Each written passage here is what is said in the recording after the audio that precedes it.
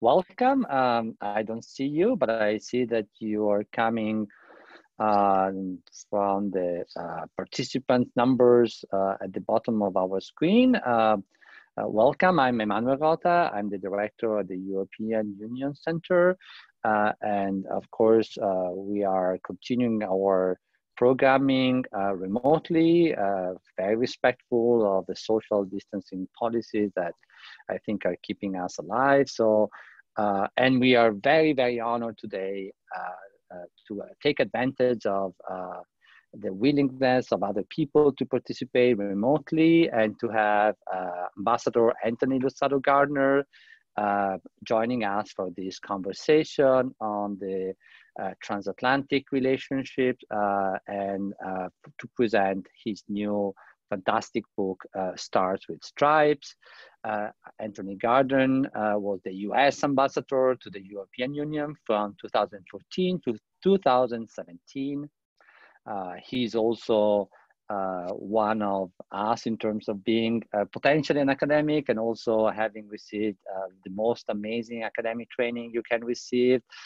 He studied at Harvard, he studied at Oxford, he studied at Columbia, he studied at the London Business School, and he was also lucky, or the United States was lucky enough to have him serving as an ambassador to the European Union during a time when a lot of different events, a lot of dramatic events happen in Europe. And I don't know if people agree with me that living in interesting times sometimes is a little bit too much, but certainly the United States and the European Union were very lucky to have him in his role at the time when he played a crucial role in negotiating the Transatlantic Trade and Investment Partnership Agreement, even though we all know how that ended up. The Privacy Shield Agreement that facilitated, as we know, the transatlantic transferring of personal data of companies based in Europe, and the Umbrella Agreement that also facilitated the transferring of data between law enforcement authorities in a time when terrorism, not to mention international crime, were a major, as still are, concern for people.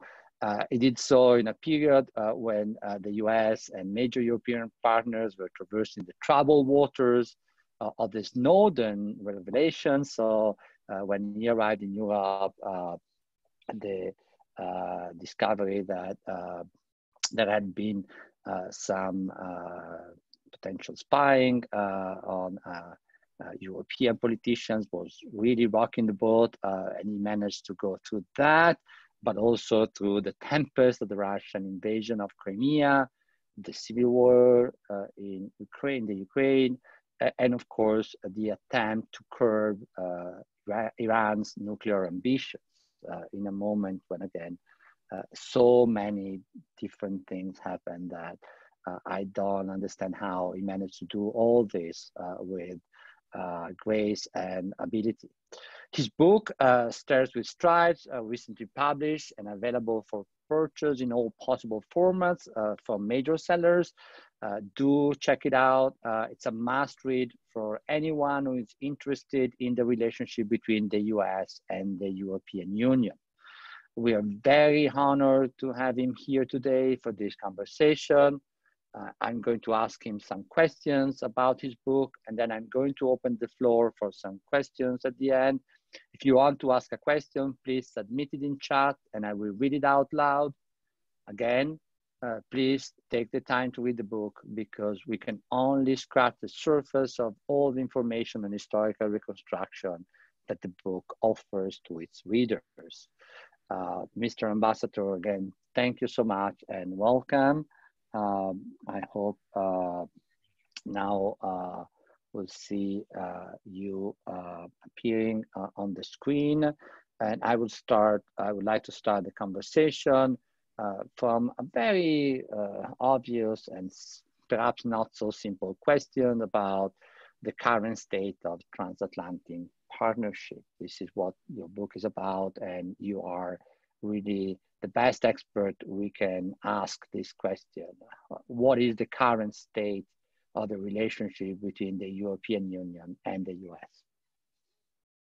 Well, thank you very much, first of all, and thank you for everything you do, what the center does, and everyone on the call for caring about a relationship that I've cared about for a long time, from almost my entire professional career.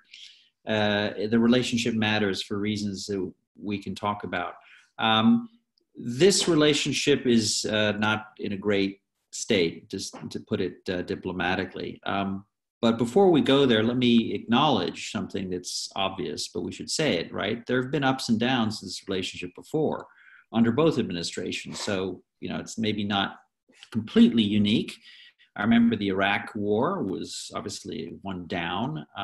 I stepped into a very troubled relationship as well. When you mentioned at the beginning, I think fairly, that this was tough when we had the aftermath of Snowden. And in Germany, and there was some, you mentioned the discussions, very difficult discussions with Angela Merkel that occurred, but also with the EU.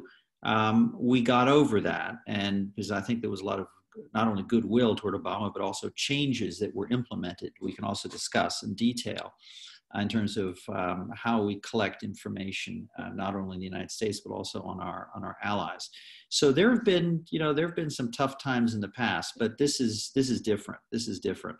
And let me just say to those who might believe that I'm completely partisan, which of course I am, I would just say that I believe, for the reasons stated in my book, that the Trump administration's departed from 60 years of bipartisan U.S. foreign policy with regard to European integration to the EU. And I think that's a matter of historical record.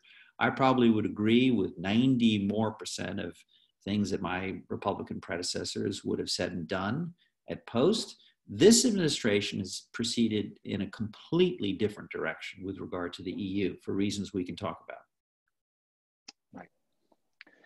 So thank you so much. And so since we are mentioning names, I think perhaps the very next question is also a question about relationship between protagonists, right? We know that sometimes politics is about structural forces, but sometimes it's also about personalities and goodwill, as you were mentioning. The election of Obama certainly created a different climate because he was so popular in Europe, and sometimes personalities are crucial in understanding political networks and how they work. Perhaps today, relationship between Macron and Trump explains the role that France has better than other partners in Europe. So I wanted to ask you about the protagonist, the current protagonist, and the protagonist when you were ambassador to the European Union, and have a sort of sense where the people who were working together and the people who had a real sense of the historical task, and the ones instead who you feel were somehow more engaged with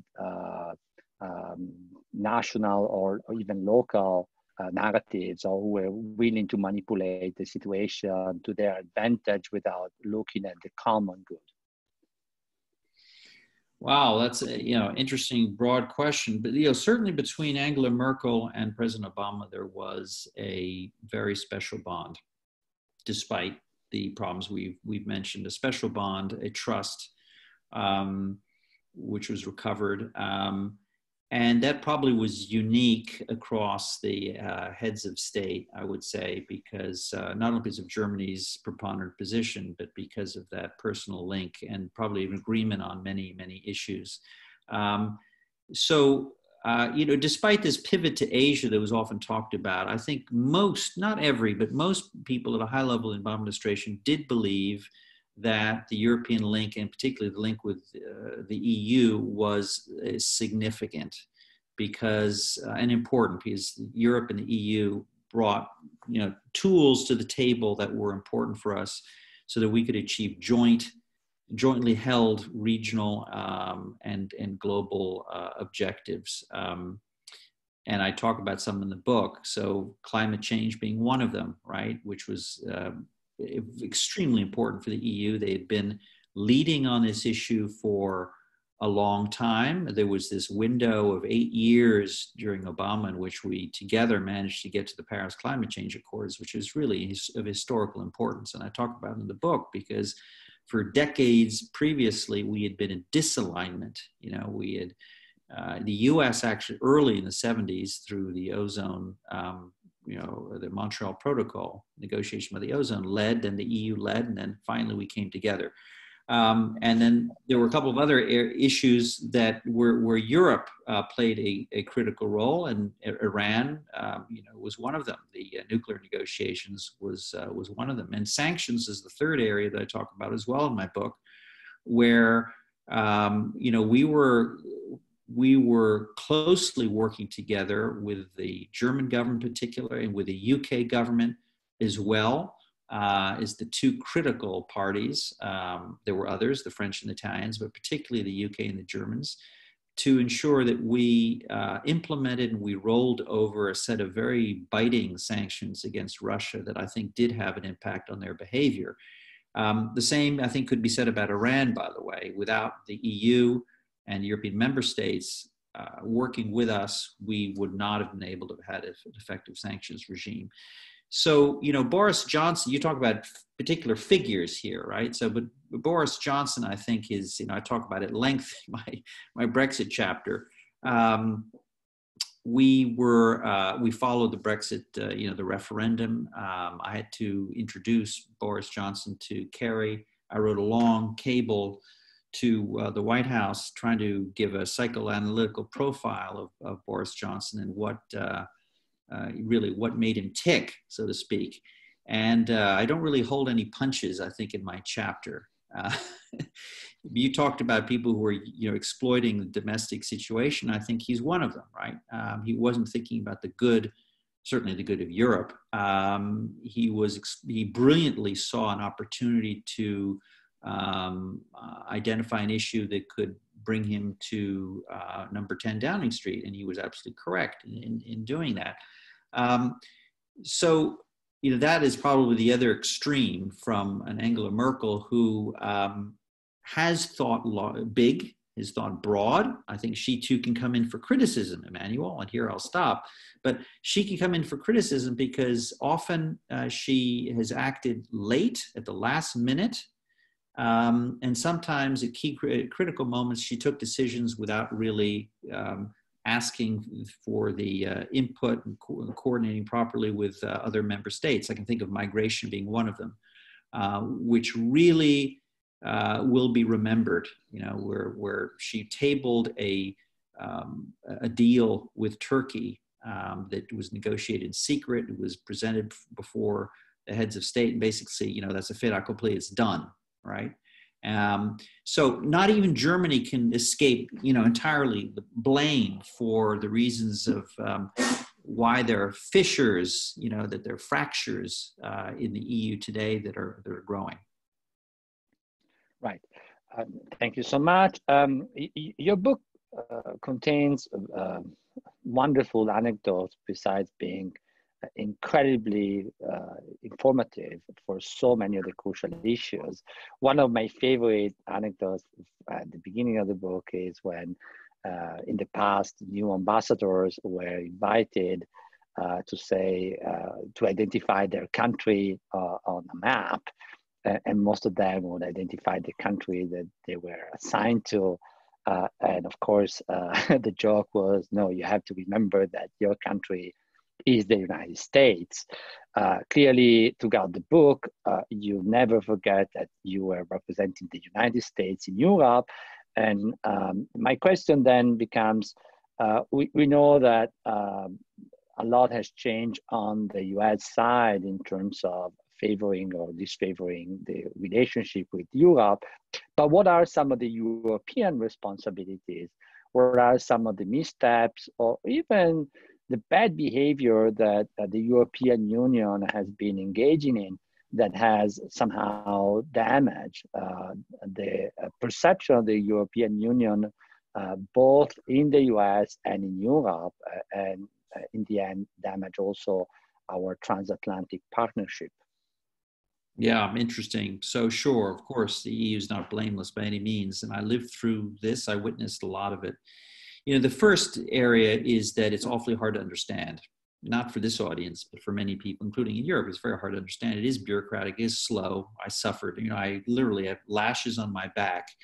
Um, uh, and it, you know, sometimes its failures are exposed to the harsh light of day when in crises such as this, but also Brexit and financial crisis. It's not an organization that can often take big, bold decisions quickly, right? It's often at the very, very last minute after multiple marathon late night sessions, right? And often sometimes bad decisions are taken in those circumstances. So you see the EU operating sometimes in moments not exactly that are glorious.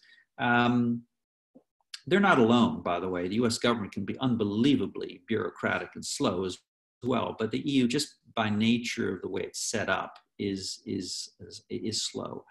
Um, I lived through areas of great frustration as well with the EU, where they were just not realistic in some areas of the trade negotiations, tabling things they knew were just not politically palatable for us. We did the same, by the way, but the EU also was guilty of that.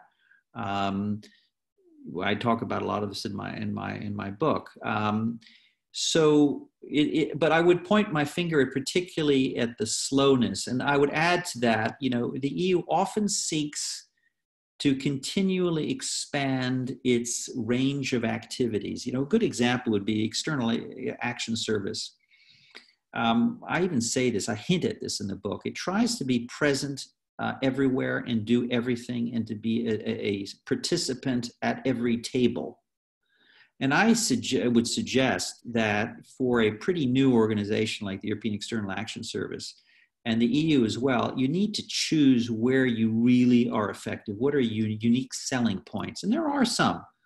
You know, the Balkans is one, the neighborhood is clearly another. But I would question, you know, why was Federica Mogherini going off to some parts of Latin America and some parts of Asia, where, you know, I think the EU really is not a major player. So my recommendation, which of course will never ever be adopted, is that the EU really needs to focus ruthlessly on where it is a player: trade, regulation, and its neighborhood. And I mention this, Emanuel, because, you know, to a US audience, when you sit at a table and you see a raid before you, a lot of people, and it's very hard to understand who are these people and what do they actually do, and do they actually have authority to do anything? It breeds skepticism. Right. So following up from what you just said, in the book, at a certain point, I think you say something along the lines of countries sometimes European countries misunderstand where the game actually is. And for instance, Italy was really invested in having Mogherini's job, whereas Germany was invested in the question of the digital market for Europe, a single digital market for Europe. And so the question of investing in the digital revolution. You were very much involved in questions that have to do with data protection, the expansion of a digital market. Can you say something about this aspect of European integration and this aspect of transatlantic collaboration that usually escapes both critics and friends of the European Union, who instead focus on either the desire of a more present Europe on the international stage, or have a caricature vision of the European Union as an entity that loves to regulate the size of cucumbers. Whereas, again, these more bread and butter issues that have to do with the current market for digital rights and data and the expansion of a single market there. Can you educate the public a little bit on this subject? Yeah, so those two issues were very big during my time. One of them you mentioned, so data privacy was very big, partly because European Court of Justice handed down a judgment when I was there that was, it was revolutionary. It basically said the agreement the safe harbor agreement that had allowed, personal information to flow from Europe to the United States was invalid from the very beginning, and we scrambled together with the European Commission to put together, as you mentioned, a privacy shield agreement, but it was a really tough, very tough negotiation. But we managed. I think that's actually an example of a successful negotiation. But the reason it was particularly fraught was the part that regulated what governments can do to collect information and how they use it. And what was very clear, obviously, was we were not going to negotiate away what the US government can do in terms of surveillance, right? Because that's not a European Commission competence.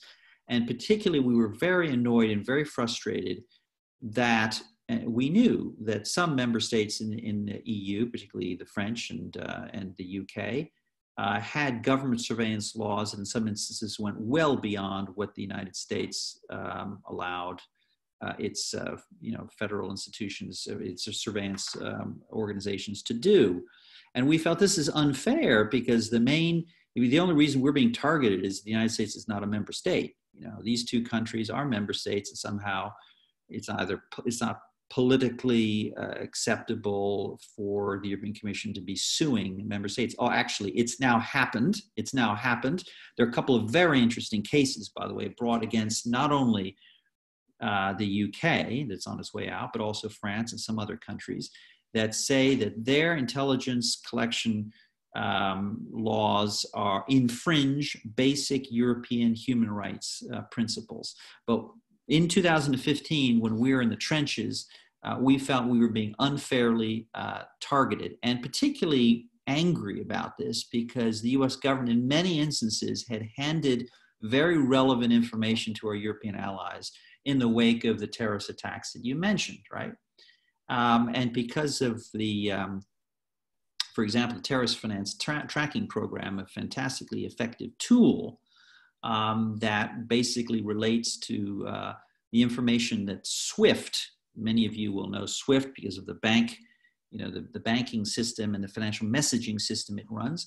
Well, we were able under certain regulated circumstances to have access to that information and pass it on to our European allies. So we felt we were being unfairly targeted. Now, having said that, we got over it. The General Data Protection Regulation is an interesting example, which when I was there, was being negotiated, we were very concerned about. We made the text better through our targeted lobbying because we were concerned that some important things would be prevented. Everything from information flows regarding regulatory cooperation, financial, and even medical. We made the text better. Back then, however, a lot of American companies and Apple and Facebook and others and Google were saying this is terrible. GDPR is absolutely terrible. Fast forward a few years, and most of those companies are saying GDPR is fantastic. We need GDPR in the United States. In fact, we need federal privacy legislation, and GDPR should be the standard globally, right?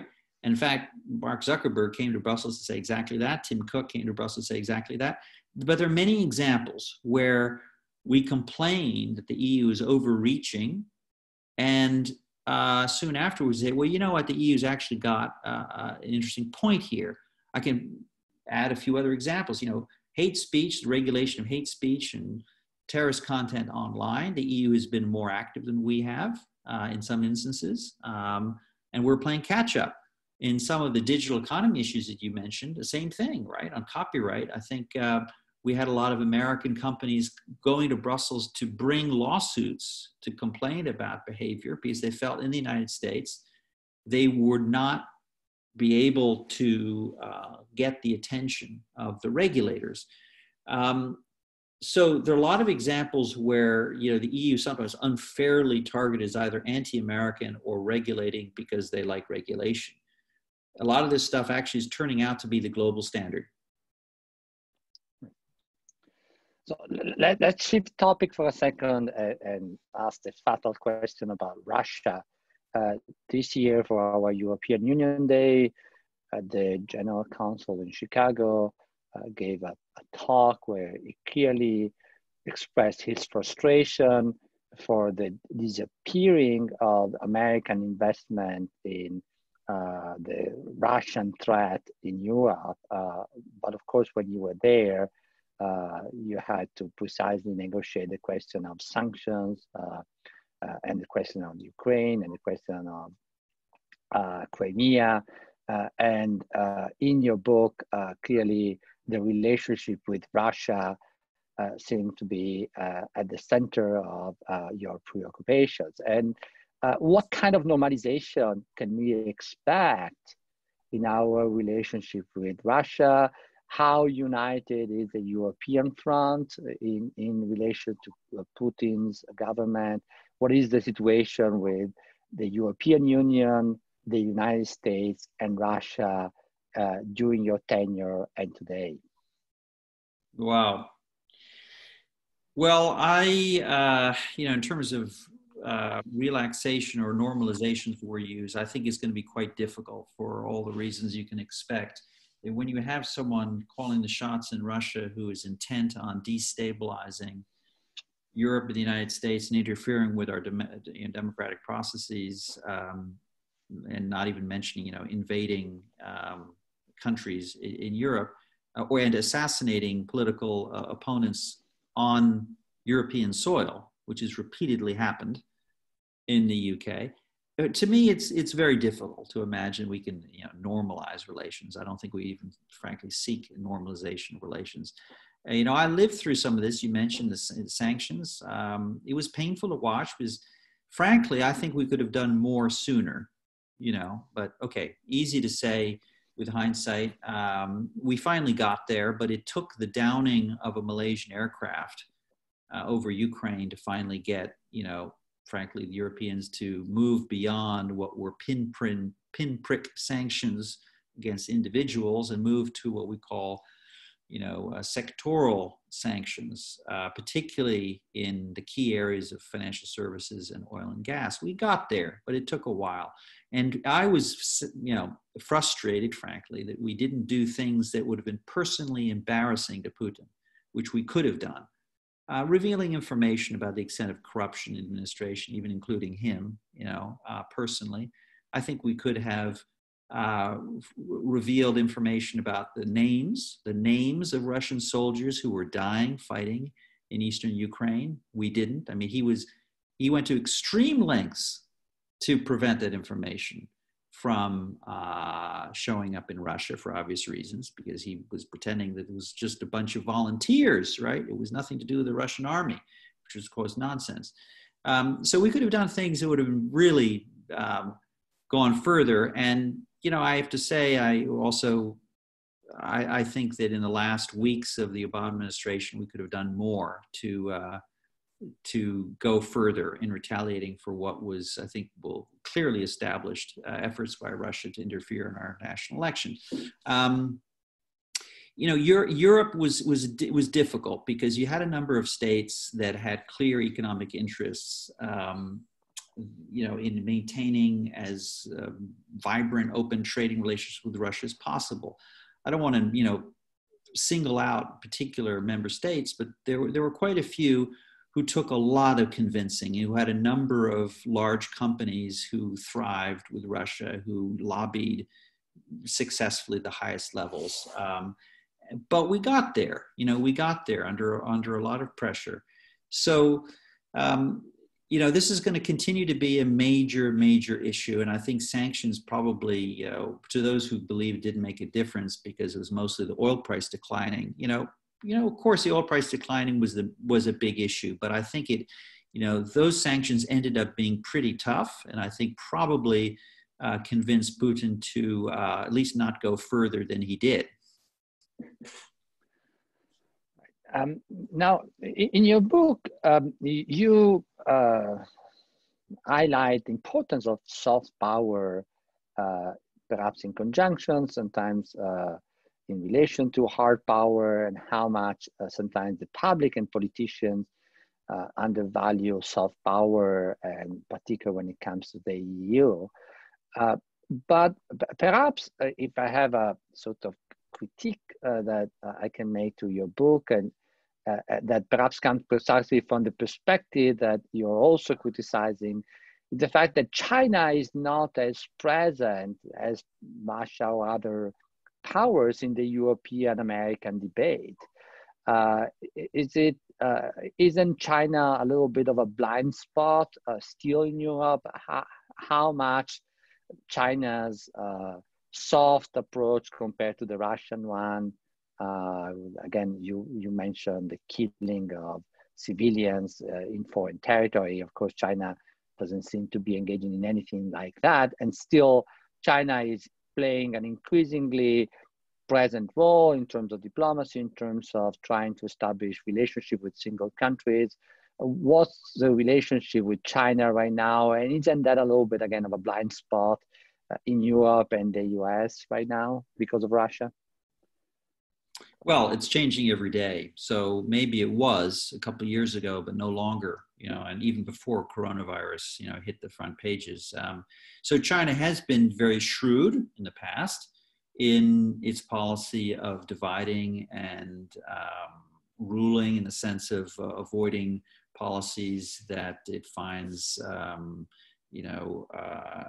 counter to its interests, particularly in trade and particularly in anti-dumping. And it's been very shrewd in the way it's put forward these initiatives, like the 16+1 initiative, which is basically an effort to bring together the Balkans and some Central and East European countries, members of the EU, to talk about regional issues and infrastructure and investment and so on that are related to Chinese projects. And then, of course, there's One Belt, One Road, and a number of strategic investments in Greece and in Portugal and other places, which arguably have made an impact in terms of the positions of those countries toward China. Certainly, there's the case of the Greeks withholding their approval to a statement that the EU was going to make about human rights regarding China, and that caused a lot of dissension and unhappiness. But this is changing rapidly now. I think much of Chinese efforts have actually failed, have been counterproductive. Particularly its recent efforts on coronavirus, I don't think will go down as being particularly effective. The equipment, some of the equipment that's been provided has been faulty. There's a lot of anger about the Chinese, in fact, not being forthright, transparent about when they knew it and what they knew. So blind spot, yeah, perhaps, but look at what's happened. And here I'll end.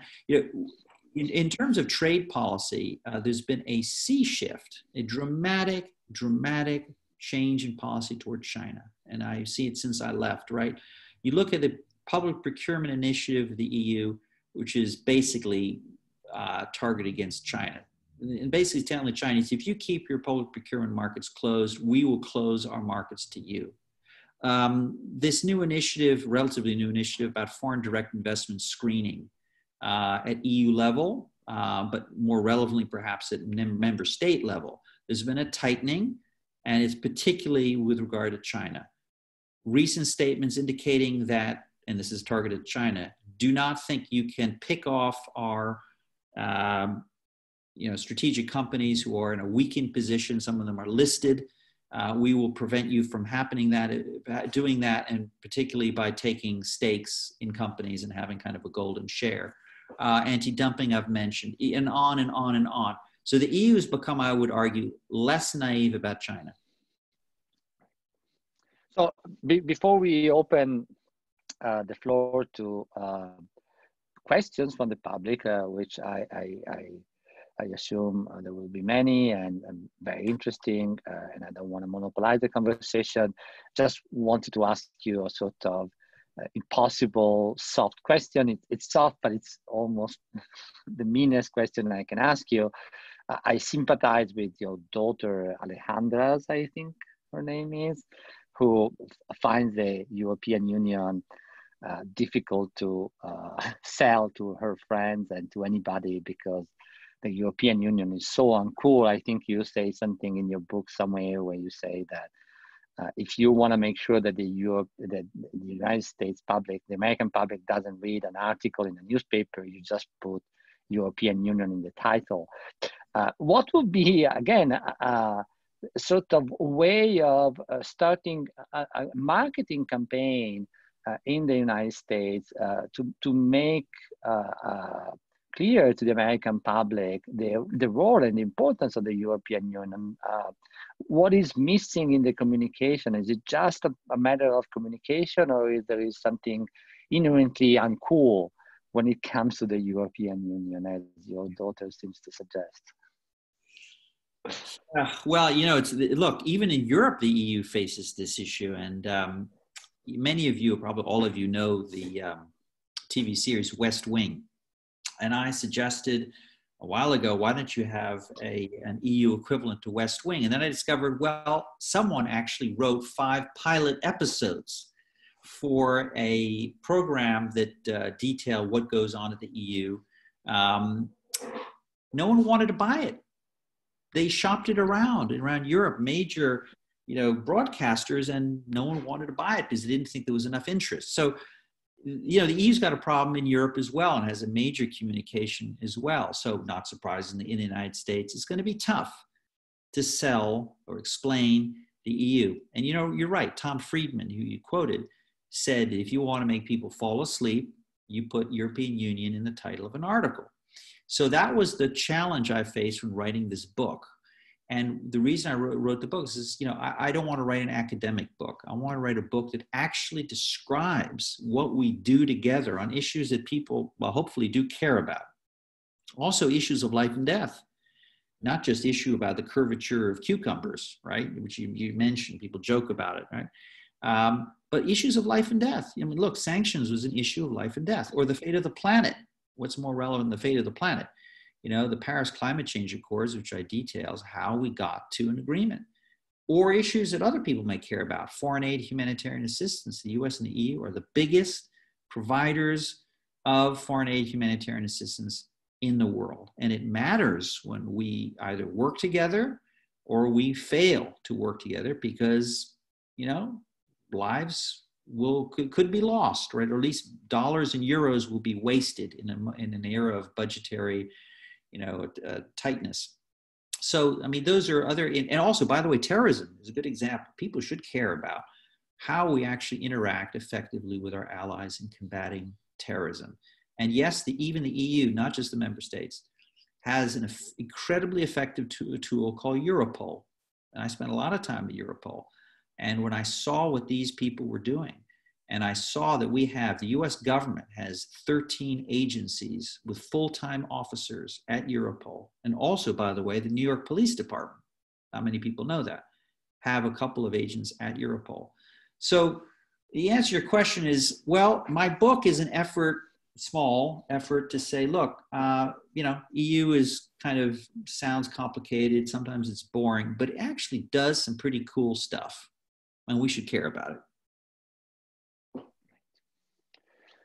Thank you so much. I think we are very happy, I think, to take questions from the public. I see that Bruce Murray from Vienna raised his hand, but I think we should probably ask questions through our usual channel, through chat. So please type your question in the chat room so that everybody can see it, and then I will read it.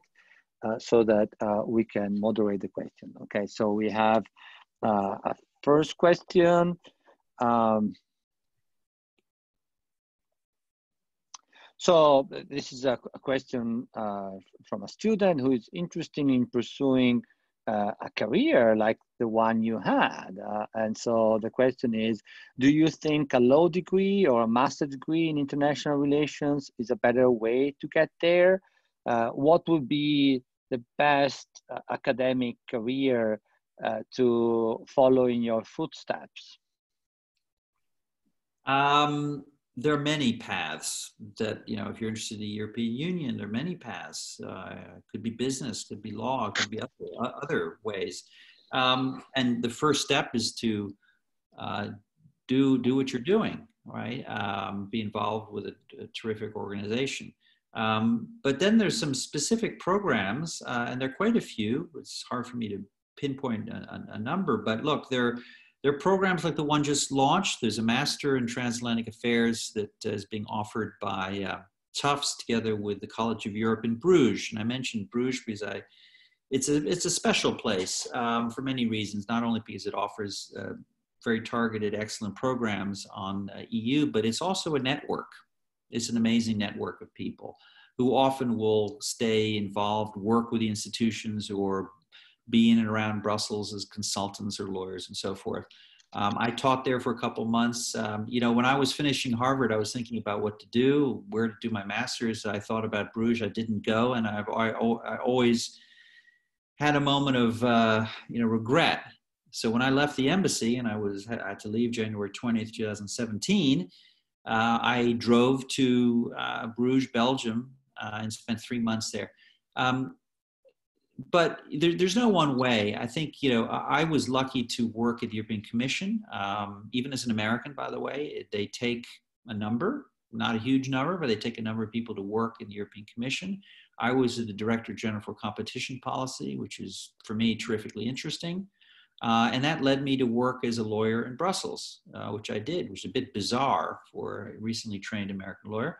I started there practicing EU competition law.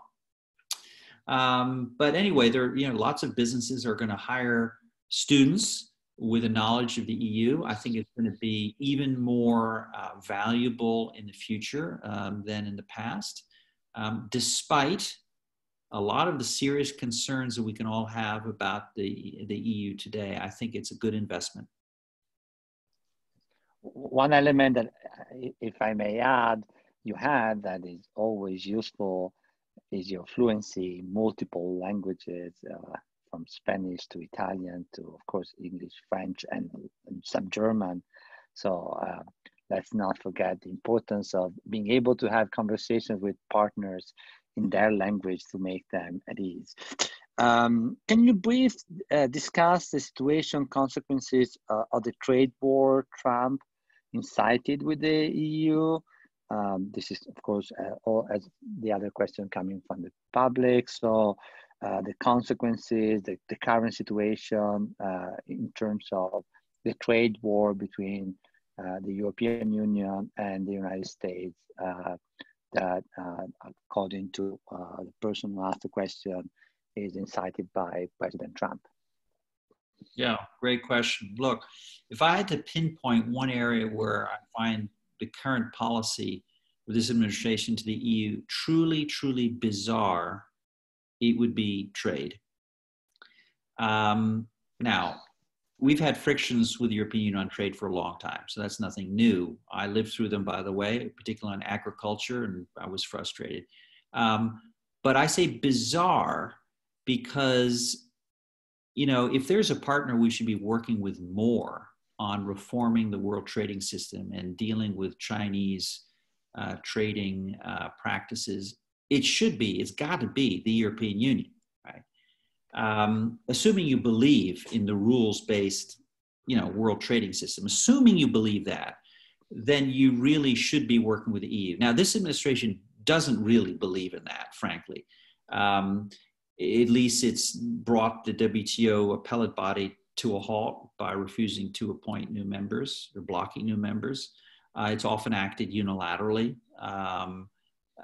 under a theory which I just think is very counterproductive and short-termist. The theory is that the United States, being the big gorilla in the jungle, can get a lot more by working bilaterally, transactionally with individual member states and exercising leverage to get what it wants.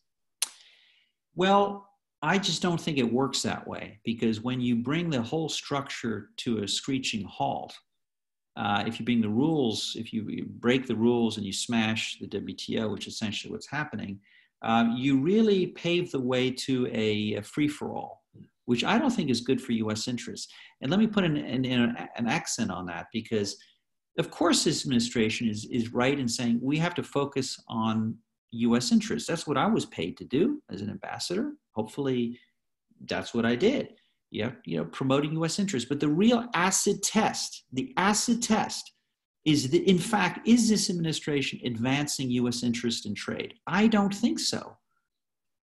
Because a lot of examples, I don't want to go on for too long, but a lot of countries are taking a page out of our playbook, Russia and Saudi Arabia being just two of them, who have said exactly the same thing. For national security reasons, we can do basically whatever we want. We can invoke that as an exemption under the WTO rules. We can do whatever we want. And let's beware of where this actually goes, because we've been huge beneficiaries of the system that we built after the Second World War. But beyond that, and here I'll stop, beyond that, just let's look at the record, right? When we withdrew from the Trans-Pacific, Partnership Agreement, and the other 11 members continued, minus some of the provisions on intellectual property and some on labor and some on environment, who benefits and who loses, right? We certainly didn't benefit because our access is actually gone down. A good example is when the EU immediately stepped into breach and signed a free trade agreement with Japan, which goes much further than our modest agreement with Japan. EU exporters are advantaged vis-a-vis our exporters. What happens when the Canadians in the EU sign a free trade agreement? We failed. My mea culpa. We failed to get to agreement under the Obama administration for the TTIP. What happens is the Canadian exporters have beneficial access to the EU market as opposed to us. That does not promote the interests of our farmers and our ranchers and our exporters and so forth. So when we walk away from multilateral trade liberalization and we fail to conclude deals like the EU has now done with Japan, with Singapore, and is negotiating with Australia and New Zealand, has done so with Mercosur, and has done so with Vietnam. How does any of this actually promote our interests? So a lot of this is, and here I'll be partisan perhaps, a lot of it is theater rather than, actually promoting our interests, which should be competing in a world trading system. Now, the final thing I'll say here is one thing I completely accept is that the system needs to reform, urgently needs reform, and China is the big issue. Were we tough enough on China? Well, a lot of words are going to be written about that. But if we don't work with the EU in reforming our world trading system, I think we'll be less likely to succeed. Thank you. We have a question from a fellow American in Vienna, assuming that we have, if not assuming, but if we had a new president in the White House after the November elections, what would we need to repair the relationship with the European Union and to somehow go back on track in terms of trade negotiations and trade, but also not just on trade, but our relationships with the European Union? What would be the first steps that a different president or different policy should we want to repair the relationship? Well, I'm working for the Biden campaign, so again, I'm biased. But I mean, the mere fact, if he gets elected, the mere fact of his being elected will be, change the temperature enormously, because from the get-go, we will say we want to work with our allies rather than to criticize them, and certainly that's been the case toward Angela Merkel. Has been the case not only towards her, but many of our allies, and certainly toward the EU, where we've encouraged multiple Brexits and a weakening of the EU. So all of that's going to change. We're going to say we're going to go back to the bipartisan foreign policy we're following before. We support European integration. We want to work with our allies. By the way, we're going to immediately restart work on the Paris climate change, implementing regulations. We will have lost 4 very, very valuable years. The slope of getting out of our, the rut will be even higher, but we will do that. We will try to salvage the JCPOA, Joint Comprehensive Plan of Action with Iran. And I think this administration's actions have shown that, in fact, Iran hasn't, the objectives haven't been achieved in terms of Iran, quote unquote, behaving any better, and security in the region hasn't improved. Those are two examples of how we can certainly change our relationship for the better. On trade, there are a number of ideas I think we can implement pretty quickly, and not by going back to TTIP 2.0 and pretend that we can wind the clock back to January 19, 2017, which we can't. But I would like to see very quickly, for example, the elimination of all tariffs on industrial goods trade transatlantically. And that's very doable, very doable. TTIP was, in my view, too ambitious. That's one of my lessons. It included a lot of things which need to be stripped out if we're going to get a fast stimulus from trade. And in this corona world we're going to be living in for a while now, I think we need to look at what is politically achievable quickly. And I believe it's achievable both in the EU, it'll get Commission approval, member state approval, and it will pass the European Parliament, and it will pass, I think, Congress, in getting an elimination, perhaps phased elimination, of all industrial goods trade. There are a number of other examples. So, first, the language is going to be helpful, and I think we have to follow it up with concrete achievements like those. And we have a follow-up question to the previous one. Of course, let's assume that instead President Trump wins the elections in November. What will be changed forever in the relationship between, or for the intermediate period, at least for the foreseeable future, in the relationship between the European Union and the United States? How much this change will become structural and almost permanent, and how much instead will be containable? I think we'd be in a different world, I really do. So I'm both optimistic and concerned. Optimistic in the sense, a lot of this damage that I see can be repaired if it's 4 years. If it's 8, things are going to change. Already, you look at public opinion polling in Europe in a number of member states, and it's I think it's heartbreaking for probably all of us on the call to see that in some member states, there is more trust for Russia and even China than the United States under Donald Trump. I never thought I would see this, right? And I frankly was heartbroken when the president of the European Council, Donald Tusk, mentioned the United States as an area of major strategic risk and threat to Europe. I honestly never thought I would read something like that. This is a country that, in large part responsible, not only through the Marshall Plan, but responsible for the European Coal and Steel Community and for the EEC and then the European Union. So if it's another 4 years of Donald Trump, I think there will be a deep suspicion, and I think there will be a knock-on effect in promoting the interests of populists in Europe. And that's a very important point, not to be underestimated.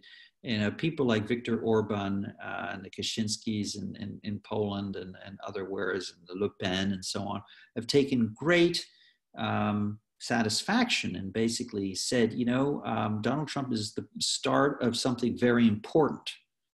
And we're replicating to a large degree what he has done. And the future belongs to people like us. And so if it's another 4 years, I think profoundly different. Euroscepticism will rise. I'd worry about the European Union holding together, and I'd really worry about the transatlantic link, and even, frankly, even of NATO holding together. Right. I think I caught a reference to "The Future Belongs to Me" there. That scared me a little bit.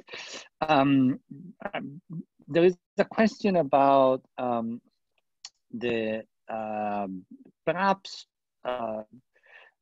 immobility of Europe and what's causing it. As you write in your book, the original founders, the 6 original members, perhaps with the partial exception of Italy, were very, very similar to each other. And it was like going to dinner to a family reunion, whereas the expansion of the European Union has changed significantly the identity of Europe and the identity of those who participate in the European Union.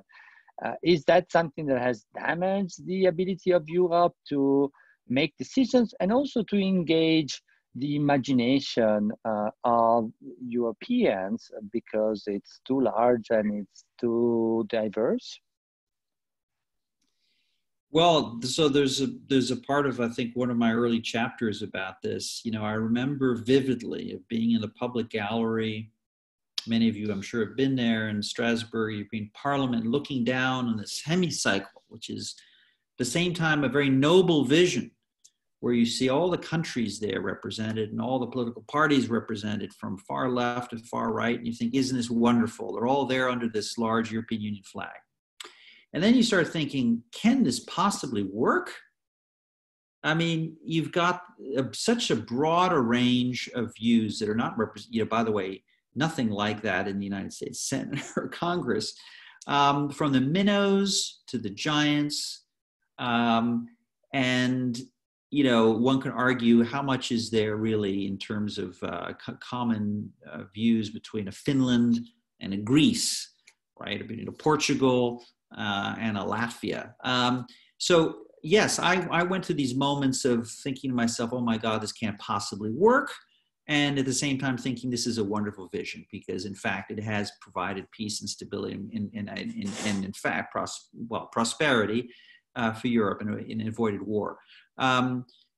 So this is the dichotomy, right? So enlargement has been hugely important and influential because the EU has been a magnet to many member states and exported its values to parts of the world that otherwise would have been very unstable. And you know, I include Greece and Portugal and Central and Eastern Europe and parts of the former Soviet Republic. And those are hugely significant things. But with enlargement, of course, come problems. And there is one fascinating thing, I know it's obvious, but it bears reflecting, is that in order to become a member, you have to live up to the certain criteria, the Copenhagen criteria of basically democracy and good governance and so forth. But once you're a member, you can sin. This is the problem, right? You've got Hungary and Poland who are thumbing their noses at the most basic values that are enshrined in the Charter of Fundamental Rights, and there's very little that you can do about it. There's this Article 7 procedure, which is never going to be used for all the reasons they're known. And is the EU really going to cut off transfers of funding to those countries and so forth? Unlikely. So this is the dichotomy, is that once you're a member, you can actually basically do what you want. You can be sued in the court, right? In the European Court of Justice.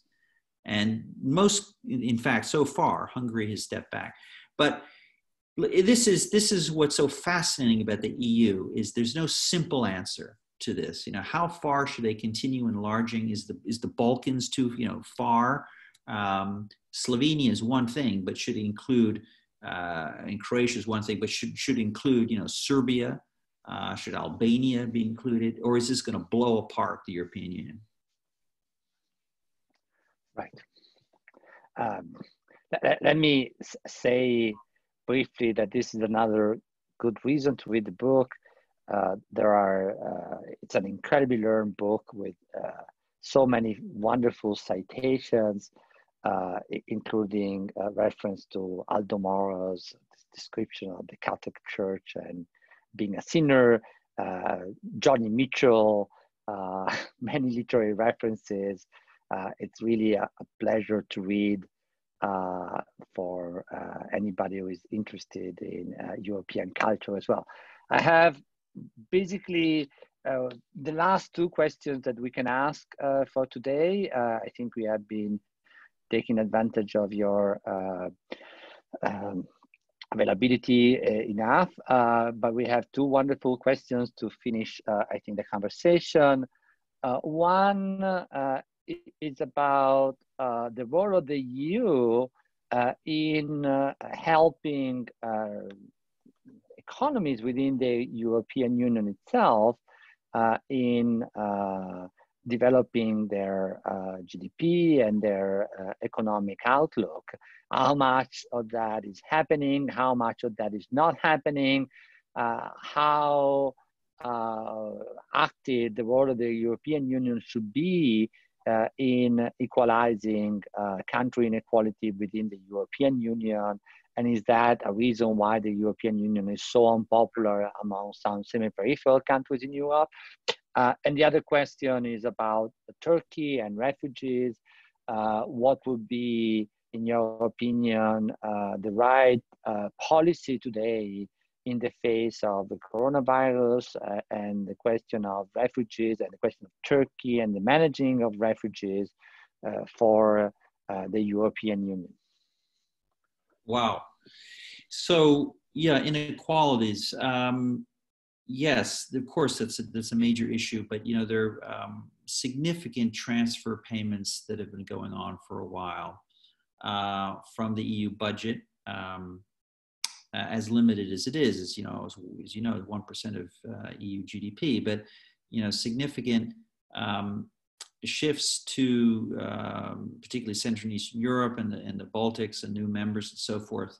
In fact, Hungary has been this is the great irony, has been the beneficiary of massive transfers in, I think it's about 6% of its GDP, and at the same time it's thumbing its nose as did EU fundamental rights. So that was the purpose for those transfers, is that there was a hope. And to some degree, by the way, it has worked. So it's not just words. You know, when you look at what Poland has done in terms of converging toward the mean, it's made remarkable progress. Hungary's made remarkable progress. Others have made less progress. But I think it would be wrong to conclude that the EU has failed to somehow contribute to a converging of member state economies. There is a limit of what the EU can do, because of course member states themselves are responsible in most part for taking the right decisions. And here I have to say, and I say this also as a dual national, as an Italian, as Emanuel, you know, Italy lost many, many years where it could have taken decisions that would have addressed some of its imbalances. And for those of you interested, you can find this on the internet very easily. Some great studies have been done about how Italy, let's remind ourselves, when it joined the euro, it was able to borrow money as if it was Germany, essentially, for a long time, for a decade. Very cheap money, when in fact Italy was never Germany in that sense, in sense of risk for creditors. It lost a decade where it could have really done something about its labor market reforms in terms of unit labor costs. It became uncompetitive in world markets, large part because of China, as we know. And it unlike some other countries, by the way, including Greece, yes, even Greece made some really tough decisions that addressed some of these critical imbalances. The French did it and others did it. Italians have been less successful, made a step under the Renzi government to address its labor market rigidities and so forth. But my point here is that the EU has some tools at its disposal, but the real responsibility lies at the foot of member state governments. Member state governments, by the way, love to play this game and saying, the reason why we're in this mess has nothing to do with us. It's all because of those bloody bureaucrats sitting in Brussels who have failed to do X, Y, and Z, right? Well, that behooves them. But usually that narrative is just incorrect, because the EU can't do that. And by the way, there are limits to what even the European Central Bank can do. You know, you probably saw Christine Lagarde gone into some hot water by saying the job of the ECB isn't to narrow the spread, right? And then suddenly the spread spiked. But, you know, there is this fine line as to what are national responsibilities and what are the responsibilities of either EU or Eurozone institutions.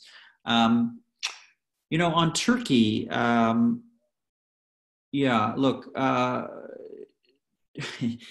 I have never believed, to be brutally honest here, that Turkey's place was within the European Union. And I say that I was a part of the Clinton administration, and that administration repeatedly urged the EU to hurry up and allow Turkey in as fast as possible.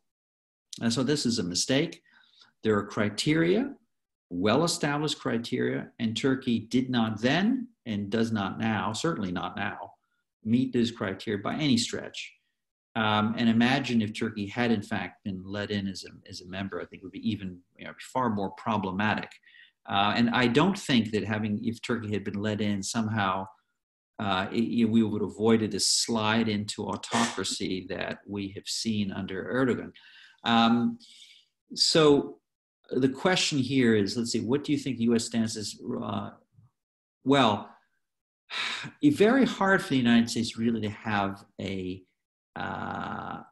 policy about the EU negotiations with Turkey.